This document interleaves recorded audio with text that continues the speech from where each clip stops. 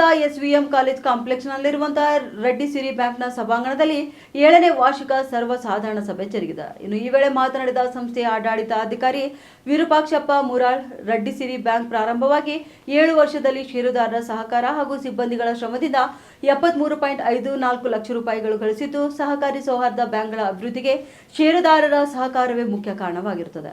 ಹೀಗಾಗಿ ಆಡಳಿತ ಮಂಡಳಿಯವರ ಮೇಲೆ ವಿಶ್ವಾಸ ಇಟ್ಟು ಬ್ಯಾಂಕ್ಗೆ ಬರುವ ಗ್ರಾಹಕರಿಗೆ ಉತ್ತಮ ಸೇವೆ ಒದಗಿಸಿದರೆ ಮಾತ್ರ ಬ್ಯಾಂಕುಗಳು ಅಭಿವೃದ್ಧಿ ಹೊಂದಲು ಸಾಧ್ಯ ಎಂದು ಅವರು ತಿಳಿಸಿದ್ದಾರೆ.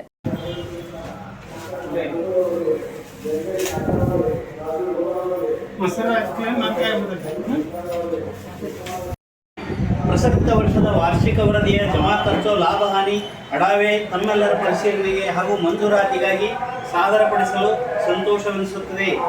ಸಹಕಾರಿಯ ಪ್ರಗತಿಯ ಪಕ್ಷಿನೋಟ 2018-19ರಲ್ಲಿ 85,000 ರೂಪಾಯಿ ಲಾಭ ಗಳಿಸಿದ್ದು, 2024-25ನೇ ಸಾಲಿಗೆ 73,54,000 ಲಾಭ ಗಳಿಸಿ ಅವರ್ಗದಲ್ಲಿ ಬ್ಯಾಂಕ್ ನಡೆಯುತ್ತದೆ.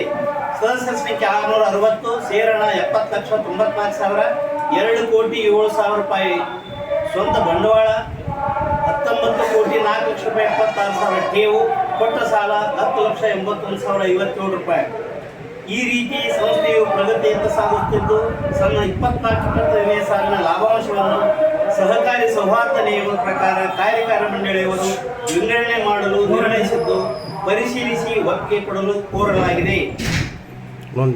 ಕೈದಿಟ್ಟ ನಿಧಿ 25%, 18,38,464.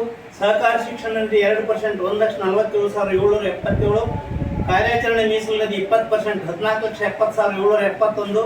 ಸಾಮಾನ್ಯ ಕ್ಷೇಮ ನಿಧಿ 5%, 3,67,693.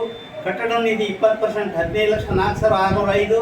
ಸದಸ್ಯರ ಮರಣೋತ್ತರ ನಿಧಿ 2%, 1,47,077. ಸದಸ್ಯರ ಕ್ಷೇಮ ನಿಧಿ 4%, 2,94,154. ಧರ್ಮಾರ್ಥ ನಿಧಿ 2%, 1,47,077. ನೌಕರರ ಬೋನಸ್ 2 ತಿಂಗಳದ್ದು 1,38,123. ಸದಸ್ಯರ ಡಿವಿಡೆಂಡ್ 13%ದಂತೆ 8,83,039 ರೂಪಾಯಿ. ಟೋಟಲ್ ಲಾಭ 73,53,856 ಈ ರೀತಿ ವಿಂಗಡಣೆ ಮಾಡಲಾಗಿದೆ.